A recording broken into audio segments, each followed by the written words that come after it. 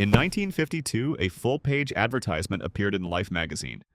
A doctor in a white coat, smiling, holding a cigarette.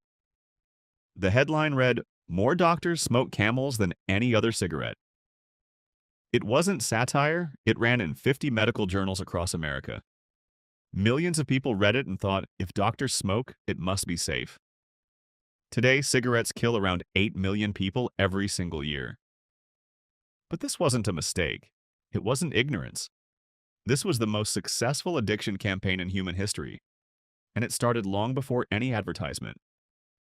About 1,000 years ago in what is now Central America, a priest knelt before a fire. He held a bundle of dried leaves. He lit them. He breathed in the smoke. This wasn't pleasure, this was prayer. The Maya believed tobacco was a bridge between worlds, a way to speak to gods. Doctors used it for headaches, wounds, plague, and anxiety. For centuries, it was medicine. For hundreds of years, tobacco stayed in the Americas. Then everything changed. In October 1492, a Spanish sailor named Rodrigo de Jerez stepped off a ship. The local people gave him dried leaves. He tried them. He liked them. He brought them home. Back in Spain, neighbors watched smoke pour from his mouth and nose. They reported him to the Inquisition. He was jailed for practicing witchcraft.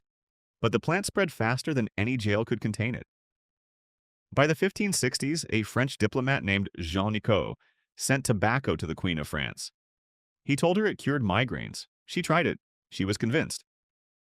European doctors soon prescribed tobacco for headaches, plague, bad breath, even fever. They were wrong about all of it. But for 2 centuries, tobacco was medicine. Then in 1881, something happened that changed the scale of everything. A man named James Bonsack invented a cigarette rolling machine.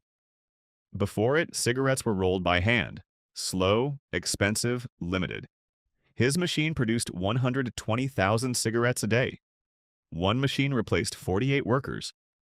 A businessman named James Duke bought the patent. Within a decade, he controlled 40% of the American market.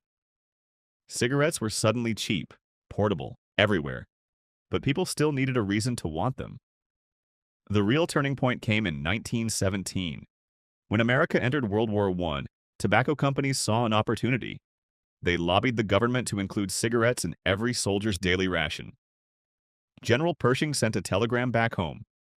Tobacco is as indispensable as daily food. Free cigarettes, every single day, for every soldier in the field. By the end of the war, millions of young men had built a daily nicotine habit. They came home, they kept smoking. Their children watched them. Then World War II came. Same playbook, bigger scale. By 1945, nearly 80% of American men smoked. But the military alone didn't build a mass market. That required something else. It required turning cigarettes into an identity. In Hollywood, every hero smoked. Every detective lit up in the tent scene. Humphrey Bogart, James Dean, Audrey Hepburn, Gary Cooper. Studios were paid. Cameras found the cigarette. Audiences copied what they saw. And then came the campaign that rewrote the rules entirely. In 1929, a publicist named Edward Bernays organized a march through New York City. He was hired by the American Tobacco Company to crack a market they couldn't reach: women. He told the marchers to light cigarettes publicly. He called them torches of freedom. The press covered it. The message spread. Smoking was liberation, equality, power. Within a decade, female smoking rates doubled. Bernays had used feminism to sell addiction. By the 1940s, cigarettes were everywhere. But so was a new problem. Lung cancer cases were rising sharply. Doctors were noticing. In 1950, researchers Dahl and Hill published a landmark study directly linking smoking to lung cancer. The tobacco executives read it, and instead of warning the public, they hired scientists to manufacture doubt. Not to disprove the research, just to blur it. To make ordinary people uncertain enough to keep buying. In 1954, the industry published the Frank Statement, signed by 448 tobacco companies. It promised independent research. That research was designed to delay truth, not find it. They needed just enough confusion to keep people smoking for another generation. But the darkest chapter was happening behind closed laboratory doors. As early as 1963, Internal Brown and Williamson documents show executives knew the truth. They knew nicotine was addictive, they had it in writing, and they buried it. They were also engineering cigarettes to deliver more nicotine faster, deeper into the body. Their internal word for it was impact. Higher impact meant faster addiction. Faster addiction meant loyal customers. In 1994, 7 tobacco chief executives were called before the United States Congress. One by one, under oath, each of them raised their right hand. And one by one, all 7 said, "I believe nicotine is not addictive." All 7, under oath, knowing what their own scientists had written 30 years earlier. There is one image that captures all of this better than any document: the Marlboro Man. Introduced in 1954, the same year as the Frank Statement. Freedom, ruggedness, open sky, no warning label, no cancer ward. The original Marlboro Man was an actor named Wayne McLaren. He died of lung cancer in 1992. He was 51 years old. Before he died, he testified before Congress against the tobacco industry he had helped build. The second Marlboro Man, David McLean, also died of lung cancer. The men who sold the image could not survive the product.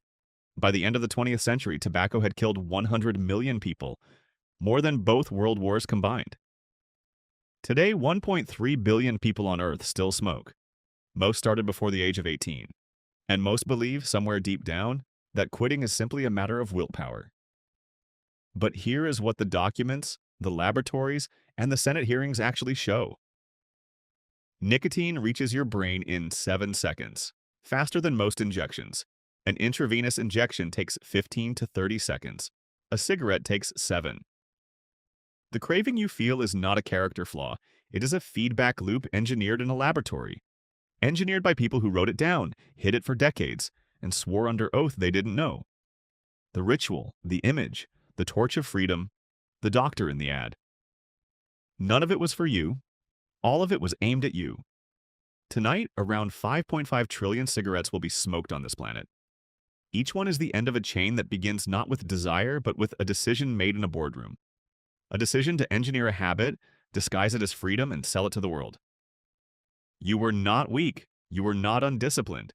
You were targeted by the most sophisticated behavior engineering operation in human history. And the first step to walking away from a trap is knowing exactly who built it. Now you do.